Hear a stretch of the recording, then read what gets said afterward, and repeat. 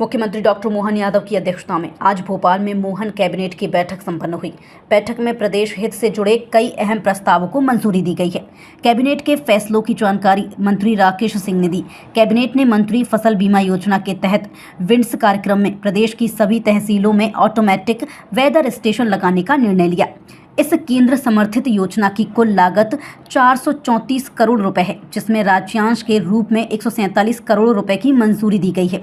इसके अलावा Jabalpur national law university के द्वितीय चरण के लिए 197 करोड़ रुपए, वहीं महेश्वर को जोड़ने वाली बड़वा धामनो सड़क को 4 लेन में बदलने के लिए 900 करोड़ रुपए की स्वीकृति दी गई है। कैबिनेट ने आंगनवाड़ी सेवा योजना को जारी रखने, भोपाल मेट्रो के शुभारंभ और इंदौर मेट्रो के अगले चरण में भूमिगत मेट्रो को लेकर केंद्र सरकार का आभार जताया।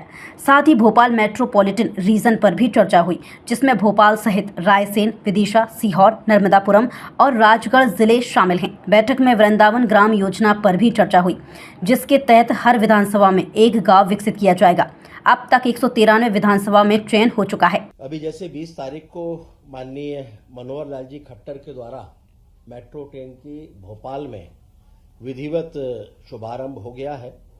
इसमें पहले चरण में 7 किलोमीटर का ट्रैक है, जिसमें 8 स्टेशन है। अब हम गर्व से कह सकते हैं कि मध्य प्रदेश में 2 शहर इंदौर और भोपाल दोनों में मेट्रो ट्रैक का नेटवर्क स्थापित हो गया है और इंदौर में अब 3.3 किलोमीटर के अंडरग्राउंड मेट्रो रेल प्रोजेक्ट को भी सहमति मिल गई है। मेडिकल कॉलेज जो पीपीपी आधारित हैं, इनका भूमि पूजन भी माननीय नड्डा जी, जो हमारे राष्ट्रीय अध्यक्ष भी हैं और केंद्रीय स्वास्थ्य मंत्री हैं, उनके द्वारा 23 तारीख को ये होने जा रहा है। और पहले चरण में धार में, पूर्वान में भूमि पूजन और अन्य विकास कार्यों का लोकार्पण करेंगे और उसके बाद बैतूल जाएंगे और बैतूल में भी मेडिकल कॉलेज के भूमि पूजन के साथ अन्य विकास कार्यों के भी भूमि पूजन और लोकार्पण वो करने जा रहे हैं। और वृंदावन ग्राम के संदर्भ में आप सभी को विदित है ही कि ये भी एक बड़ी महत्वपूर्ण योजना मध्य प्रदेश सरकार ने प्रारंभ की है। इसमें ऐसे ग्रामों का चयन हो रहा है जिनकी जनसंख्या लगभग कम से कम 2000 हो और जहां गोवंश कम से कम 500 हो, और इसमें स्थानीय प्रशासन के द्वारा प्रभारी मंत्री की अनुमति से विधायक से परामर्श के उपरांत ही इनका चयन किया जा रहा है। 230 में से 193 विधानसभा जो ग्रामीण है, उनमें इनका चयन हो चुका है। 37 अभी बाकी बची हैं।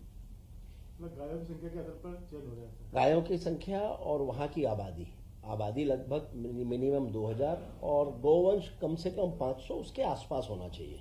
माननीय गृह मंत्री जी का हमारे मध्य प्रदेश के लिए ये गर्व की बात है कि माननीय गृह मंत्री जी अमित शाह जी का 25 तारीख को श्रद्धेय अटल बिहारी वाजपेयी जी की जयंती के अवसर पर ग्वालियर और रीवा 2 स्थानों पर उनका आगमन हो रहा है।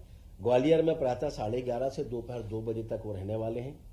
वहां पर अभ्युदय मध्य प्रदेश ग्रोथ समिट में भी वो भाग लेंगे।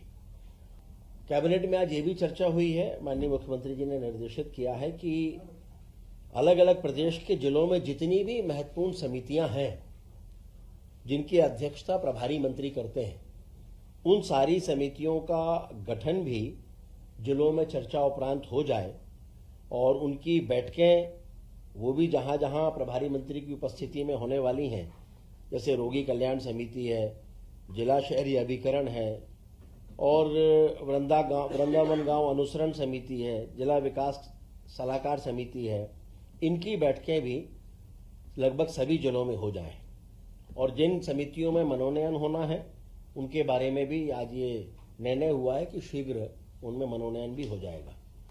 आज कैबिनेट में जिन विषयों पर सहमति दी है उसमें मुख्य रूप से है बड़वा धामनोद मार्ग का, जो अभी 2 लेन है, ये 4 लेन रूट के रूप में हैम के अंतर्गत इसका उन्नयन होने वाला है।